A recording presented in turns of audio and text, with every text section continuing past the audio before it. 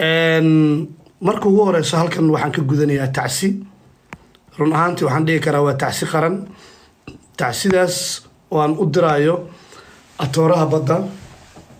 ilaahay samir iyo iimaan ha ka siiyo eheladii iyo qaraabadii uu ka geeriyooday wuxuu ahaa qof ay malaayiin jecel yihiin shakhsi ay malaayiin jecel yihiin buu ahaa ilaahay dadkii wada jeclaa ummadda Soomaaliyeed dadkii taageerihiisa ahaa dhammaan ilaahay samir iyo iimaan ha ka siiyo ilaahay waxaan uga baryaynaa waa bil barakeysan in qabrigiisa uu waasiciyo ilaahay waxaan uga baryaynaa hooyooyinkii uu ka farxin jiray hooyooyinkii uu u taagnaa in baahiyahooda uu daboolo ayadoon weliba cid gaar ah ayaan shaqada u dirsan oo uu gartay maadaama uu leeyahay dad ku xiran kadibna nafsadiisa uu ka dhex arkay in dadka ku xiran uu uga faa'iideeyo dadka masaakiinta ah ee aan awoodin baahiyahooda gaarka ah in ay daboolaan isaga oo sameeyay isagoo ka faa'iideysanaya dadka isaga ku xiran in walaalaha daafaha dunida kala duwan jooga ee Soomaaliyeed inuu u weydiin jiray in dadka masaakiinta ay soo caawiyaan wiilka waliba wuxuu aad iyo aad u caawin jiray hooyooyinka baahan ee masaakiinta ah wiilka hal hooyo kaliya muu lahayn waxa uu ka geeriyooday hooyooyin aad iyo aad u fara badan hooyooyin aad iyo aad u fara badan ee markay muuqiisa arkaan ku farxi jiray una u ahaa sida wiilkooda oo kale ilaahay iyagana maaragtay samir iyo iimaan ha ka siiyo isagana ilaahay waxaan uga baryaynaa in qabrigiisa uu waasiciyo intaa kadib waxa aragtaan hadda TikTok waxa aragtaan wiilka in zaid loo faafinayo ama zaid loo wadwado waxyaabihii uu qaban jiray ee aadka u wanaagsanaa aniga ruuxaygu weli maan arkin muuqaalada haddaan arkayo hooyooyin isagoo dhexda u taagan oo leh ma dharagteen baahiyo kale ma jiro maya oo maaragtay ka ciyaarsiinayo oo la faraxsan yahay Soomaali haddii aad wax u noqotid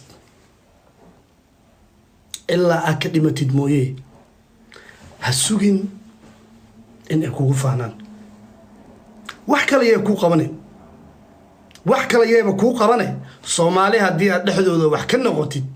ha sugin xitaa in at least wanaaga aad sameynaysid ay kuu boonboonayaan waxaaba nasiib leedahay wanaagaas aad sameynaysid haddaysan kugula dhegin wiilka hadda waxaan aragnaa Allah u naxariistay fiidiyoyo aad u qurux badan oo qalbiga taabanaya qof allaala qofkii hooyo jecel hooyo eraygaas qofkii maqlo ee qalbigiisa ay taabanayso fiidiyoyada la soo dhigayo aynu wada arkeenno oo qof kasta la muraaqoonayo shalay markuu noolaa maxaa qabanaysiin shalay markuu noolaa maxaa qabanaysiin khayr jabaanta meesha kala taga mid kasta oo hadda leh inuu soo qaato muusig calaacal soo saaraya ee akoonkiisa soo gelinaya brother akoonkaada ayaad waxaad rabtaa Allah u naxariistay inaad ku kala kacsatid you not deserve any respect shalay ayuu u baahnaa waxa hadda aad sameynaysaan macnaha wax aniga xitaa igu dar waa wax caado noo noqotay aniga I love my Somali people sida dadka qaar ma oranayo Soomaalida maxaa uga dhalanay yaa ma dhahayo still si kastaan u xunnahay I love my skinny people aad iyo aad u jeclahay laakiin mararka qaar markaa fiirisid waxaad dareemaysaa dadka dunida ugu dhaqanka xun inaan ka midnahay haddaan ku ogayn iska daa hadda wiil Soomaaliyeed u ahaa mararka qaar waxaa arkaysaa qaraabadaada naftirkeeda ehelkaaga qof baa Soomaaliya ama Afrika ka jooga u baahan yahay u fiirsaya caawa habeenkii runta la isku sheegayo waaye lama kala xanaaqan waxa arkaysaa qaraabadaada waxa ku jiro qof baahan Afrika jooga qofkaas baahan dad baa dibadda u jiro oo dhaqan oo gawaari qaaliya sita taraaglayaal ay ku jiraan lacag haysta hantiilayaala qofkoodii Afrika ka joogay waxaa laga yaabaa baahiyo zaa'id oo gaara inuu qabo xanuunna inuu qabo inuu u baahan yahay in la caawiyo wuu xanuunsanayaaba xanuunkiyaa waxaa la leeyahay waxba lagagama qaban karo waddankii markaas uu joogay Afrika wuxuu leeyahay ehel iyo qaraabo dibadda jiraan awoodaan in ay soo kaxeeyaan meelaha wax looga qaban kara caafimaadkiisa ay ka bixiyaan gabadhaa way maasantahay Juweeriyo aad u maasantahay for the gift waxaa dhacaysa qofkoodii ayagoo awooda in ay wax ka bixiyaan markuu xanuunsan yahay ama dhaqaatiir geeyaan markuu qofkii soo waco oo loo sheegay hebel xanuunsan telefoonka ma qabanayaan way iska dhigitirayaan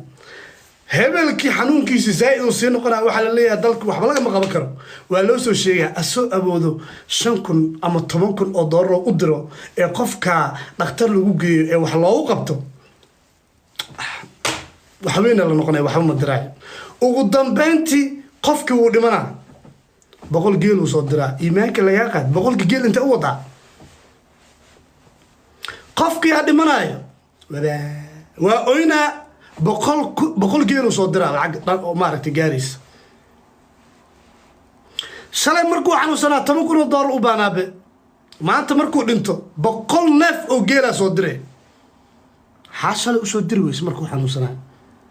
my Somali people I love you so much guys I love you so much laakiin dabeecadan aan iska bedelno horta aniga hadda 1 million waaba gaarooyaa oo weega 1 million ah ku soo gaaray ma fadhinayo waa bedela talentigayga dhabta ah oo aan ahayn heeso iyo reaction aan la soo bixi doonaa kaasoo jilin ah ballan waayo waxyaabo fara badan aan riwaayad ka soo sameyn doonaa magacaasii keena ma hot uncle maadaama oday uu sii weynaanayo magacaasii qora hot uncle riwaayadana way soo socdaan reality aan ku taabanayo hadduu ilaahay raali ka noqdo waxaan ka yaabay qofkeena xanuunsan markuu lacag u baahan yahay uma direeno markuu dhintaan 100 neef oo geel u direena dabeecadaas iska bedelno nabi sallallahu alayhi wasallam wuxuu yiri ehelka uu ka dardaarmay xitaa sadaqada fiiri dad waxaa jiro hadda sadaqa la baxaya dibadda joogan Mareykan ay joogan Europe ay joogan wiila life soo galaya ama magaalada uu jooga wax laga ururina asagoo istutusaya magaalada uu joogo wixii laga aruurinayay in la dhaho hebel 10,000 dollar u dhiibay ayuu wuxuu sameeyaa in sadaqada magaaladiisa laga ururinayo 10,000 dollar ku darsado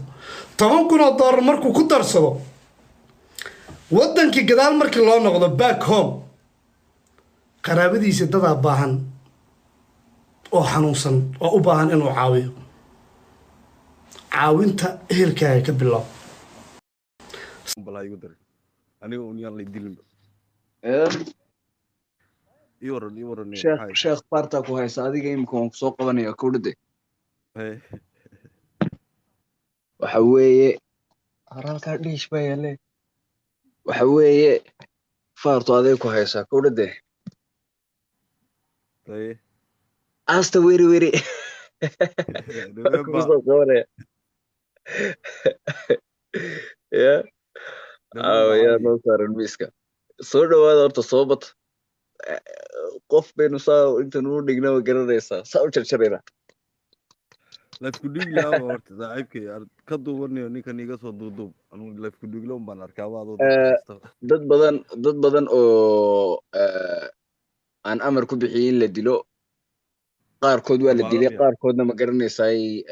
way baxsadeen markaa baxsad ahaan ha loo dila baan dhahay marka dad badan waa hadda dabkay saaray wiilkan maanta la dilay xataa sadaqada qaybinay Muqdisho lagu dilay toraa badda ma la dhigi jiray xataa adaa kaaga shaqeeyay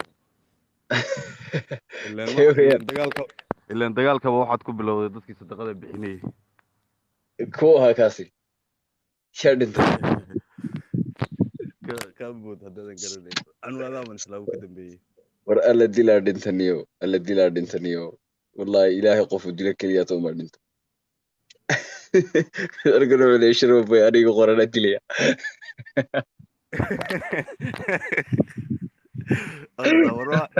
war maskiinka dilin laakiin dilin ninkan yuuna kaa waalin ninkaasi waa nin muslime waraayba kaba cidna ha isku dilina qofku muxuu ka hadlayaa walaal haddii